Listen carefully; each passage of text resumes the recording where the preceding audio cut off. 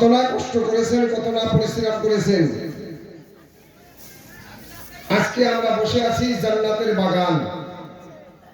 ভাগ্যবান নসিবওয়ালা জান্নাতের বাগানে আল্লাহ পাক আমাদেরকে কবুল করে নিয়েছেন। একটু বলবেন না সুবহানাল্লাহ। কত না গল্প, কত না আলোচনা, কত না কুরচনা, কোথায় কিভাবে এই অন্ধকারে কাটতো, কিন্তু আমার আল্লাহ পাক আল্লাহ রাসূলের মহব্বতে এই পাক মাহফিলকে আল্লাহ কবুল করে নিয়েছেন। জোরে জোরে বলি সুবহানাল্লাহ। কিন্তু মাশাআল্লাহ আপনার সিধর গ্রামে কয়েকটা মসজিদ এবং দর্জন ভরা মাওলানা, এই পড়ালেখা আলেম উলামা,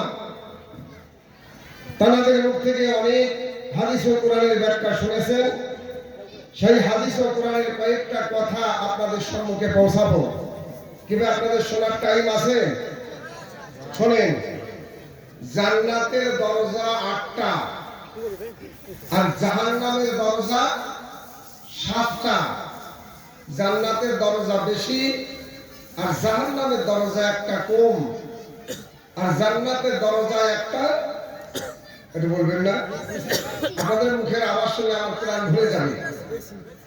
আমি যে সিধর গ্রামে আসলাম, হাফিজুল ভাই প্রতিবন্ধী, আজ প্রায় 2 মাস আগে থেকে যোগাযোগ, তার কথাবার্তা শুনে আমি খুব সন্তুষ্ট, খুশি।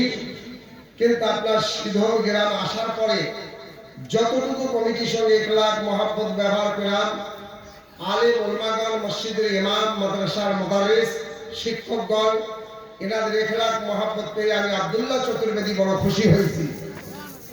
আমি খুব আনন্দ হলাম। বীরভূম জেলাতে হাজার হাজার না হলে